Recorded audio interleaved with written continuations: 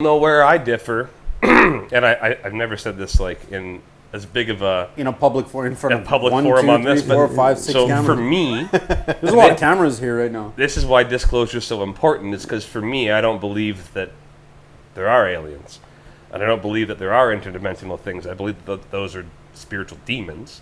And that's what we see. The interdimensional stuff was like spiritual demons. Yeah. Right. So if you look at, and now we're getting way off topic. But yeah, this is okay. Yeah. This is like I'm gonna bring it back. We'll do this little offshoot here for like I don't know 5 minutes. Yeah. And if this offshoot gets a little bit too deep, I'm bringing it back to people showing up at Area 51, which is the perfect comic relief. Exactly. Like, it's awesome. It's not even comic relief. It's like millennials running at a 20-mile marathon with guns at the end. I know. They're gonna get wasted. Ran into guns. I know. Like, what are they gonna do? You can't go into trespassing. You just open They'll them up. shoot you.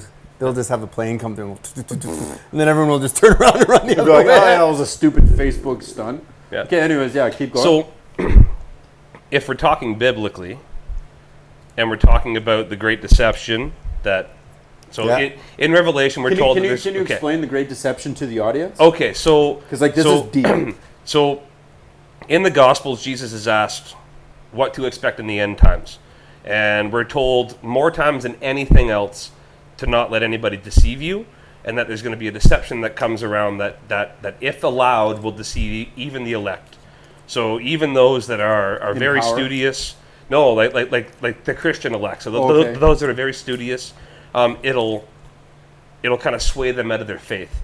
We're also told that there's an event that's going to have all the armies of the world turn and be ready to fight Jesus when he comes back. Do you know the actual biblical passages to that? Like, do you know the actual verse names or numbers? I could find them for you. Those would be in Revelation, though, wouldn't they? No, so it's Matthew. If you want to Google it. It's in Matthew 6, I believe, and then the other ones are in Revelations. I'll Google them in a bit. Yeah, do it, and then just tell the audience so they know. Yeah. So Matthew 6 though does talk just about the Lord's Prayer. I don't know. So it's not 6. Let me look it up. Yeah, look it up. I don't know them offhand. So if we're talking about the deception, what single action could sway the whole planet religion-wise away from religion? That would be disclosure. Yeah. So that would be, hey, there's a people here. What are we seeing now? We seeded you. We seeded monkeys, and we're kind of, like we set this whole thing up. Yeah. So let's say that happens. That kills 90% of religion as it is. Boom, done right there. And then let's say that they say, hey, so who's they? Again, the ones that are coming. Okay. The ones that we know about. Yeah. Hey, there's an enemy coming.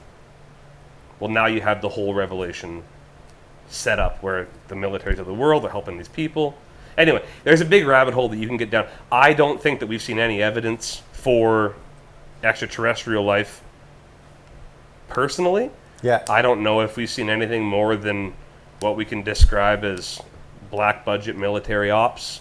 I think we all can admit that what we see right now, like the Raptor whatever it is, F-22 is the most advanced one, that's probably, 30 years ago technology.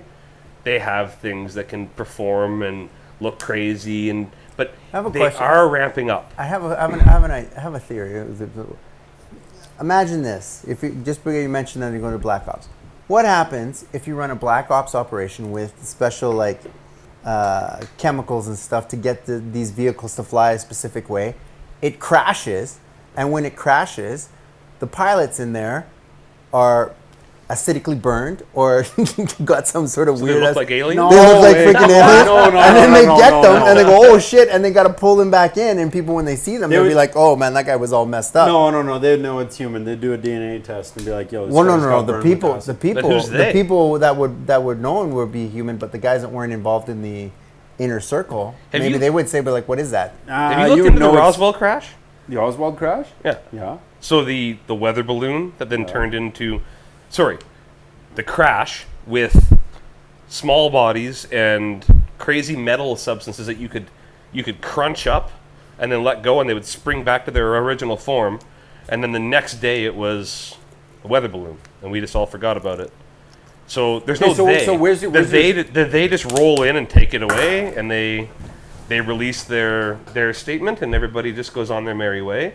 Because people don't want to know this shit. Why not? Yeah, they do. No, The they people don't. want to know. No. They say that they want to. They don't want to know. Yeah, but if it was real, they people don't get want to scared. know. They don't want to know. Yeah, I People guess, don't right? even people don't even want to know about the spiritual demonic stuff that's out there. Okay, on that note, I know you guys are gonna get Oh, mad boy. at me, but like, I legit have to go to the bathroom. Yeah. Like that early into the episode. How many beers did you have? One, but it's like, look at how big it is, Did you crush that already? dude. Yeah. Okay, you got keys. Just make sure you take your mic and just. I'm gonna mute my mic. Just Sorry, mute your guys. mic I and then come- apologize and for then come everybody back. involved. Yeah, I'll be back. You guys. you turned your mic off. Nobody can hear you now, so you muted might it. as well just go. Okay. Yeah. I'll be back. Okay, so yeah, so you were what were you saying there about the? Well, you were talking about this. Let's look at that. Let's look up that. See where that passage is. I turned my phone off to not be rude. No, but what was So that's why I was saying that I couldn't just look it up. Is it under Revelation? Well, it gets talked about in Revelation, and it's also in the talk that Jesus gives in Matthew about what to expect in the end days. I did not expect this to go here, to be totally honest with you. Well, we'll bring it back when Cameron. This gives us an opportunity. Well, hey, to go out. I have no problem talking about this, but while we're looking this up, how funny is it that a million people think that they're going to storm Area 51? Okay, yeah. So I haven't heard anything about this. Maybe So you got to look this up. Maybe you can fill me in on this. Like, what exactly is to expect there? Well, I don't expect anything. I honestly think it's just an internet stunt. I think it came from this Bob Lazar interview, and everybody's saying, "Hey, we want to go see what's up." It'll be good for Since- business because they have all of those. Oh, it'll be good for Area 51. But since Area 51 became popular, let's be real, if there was anything there, it's not there anymore. Well, no. And the government has propped up the myth well- of Area 51. I don't know because like on the other side of it, they're saying that a lot of it is there's a lot of energy. What do you call it when the fault lines? Like there's weird energetic anomalies that are happening in the desert in those specific areas. Matthew right? 24, sorry. That's what I was looking at. Matthew 24. Watch in out Matthew that no one 24. deceives you. Matthew Yeah. 24:4. Take heed. But he warns of deception. Many will come in my name, claiming I am Christ, and will deceive many. I think though that they're talking about the New Age stuff there, because the New Age stuff right now is like everyone's just like it's all about the whole shift between man. You can become God. 100%. Your mind can be this, and you can control everything. I agree with that, but that doesn't speak to what the great deception will be.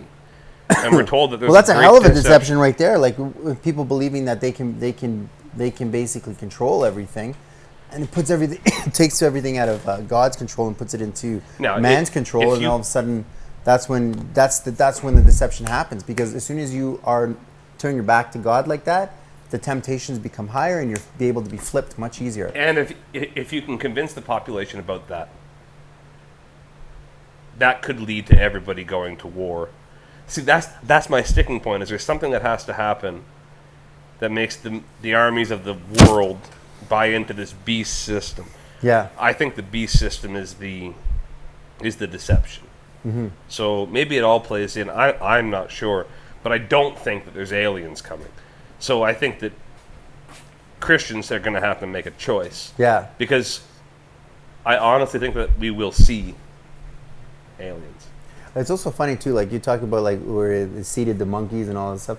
I heard actually like a really good explanation and everything there, and it makes a hell of a lot of sense in terms of like they basically are suggesting that the monkeys came from us in terms of a inbreeding and a bestiality mixing. So what happens is like Do you remember Robot Chicken? No. Have you seen Robot Chicken? That like the old skit show? There was a skit show with E.T. where E.T. was just like the genetic off-put of that civilization, and Yeah. they tried to kick him off the planet. The same sort of thing where they're just like the genetic Yeah, because like basically the way it was broken down is like if you look at DNA, we are in a dissension in terms of our DNA manipulation. Because if you start off with Adam and Eve as being perfect beings, you can have them mate and you can have them continue to mate because the beings are perfect. But what happens is that as they keep continuing to mate, their genetics are getting worse and worse and worse, which is why we no longer can mate with like our close cousins or anything like that, because if you do, you're more likely to pick up the genetic defaults from each other when you melch together, as opposed to like, you know, getting the two better genetics from off distant relatives, right? And so they're saying that, and then they explained it too, like, you know, like because Darwin's theory is about, you know, environmental, you know, survival of the fittest kind of thing. But like if you have, the way it breaks down is like if you have an A and B, capital A, capital B, kind of like DNA combination, and then you have like a female lower A and lower B, and then from those four you have a certain amount of combinations you can create. Capital A, a little B, you know, you could do A, you know, so you could do, and then those might, you know, if you look at it, a dog, that might create a short-haired dog, a medium-haired dog, a long-haired dog. But they're all still dogs. But they're all dogs. But what happens is when you That's my shot on evolution right there. yeah, but then what happens is that when you basically put the, you know, that dog in a cold environment, the short-haired dog and the medium-haired dog may not survive in that environment, so then you end up with long-haired dogs. So like, yes, environment has something to do with it, but only because the genetics are still, those are the ones, that genetic combination is the one that survives the most. But that viewpoint does not support Darwinism. No, because there's never been a species, there's never been a time when a dog turned into a feline. That species never switched from one species to another. In the whole observable universe, things never go from less complex to more complex. It doesn't work that way. It goes from more complex. We live in a degraded, and we see that genetically. Yeah, more complex to less complex. So, like, it's very rare that you see two ugly people make a really smoking hot, perfect body. Like, I don't even know if you even see that. What's the definition of ugly, Steve Van Diest? I'm a little bit offended right now. Is your microphone on? Yep. Yeah? It's definitely on right now because I'm sitting in the seat that looks at the microphones and all of them are good. Okay, good. So, Steve Van Diest. Okay, maybe not like genetically. You know what I'm saying? Like it's like the fact that you can take you know, two genetics that are kind of got weird genetics to them, mix them together, and then get like a perfect genetic. You can't. Usually, two perfect looking people would create a perfect looking thing. Okay, well, or healthy. Let's change the word. You have to define the word perfect. Let's change that. Healthy is the right way to say healthy genetics. What's two healthy genetics. What's you get two unhealthy genetics. You get two effectively what he's saying is you can manipulate genes through the years in the way of dog breeding and horse breeding, whatever. Yeah, how did we get to this? You fucked off. I had to go to the bathroom. That's a big ass. We talked about seeding aliens, seeding apes to make humans. Holy shit! And then you guys went down that. And then I go to the bathroom for 3 minutes, and then we're talking about aliens bagging monkeys, and now we got humans.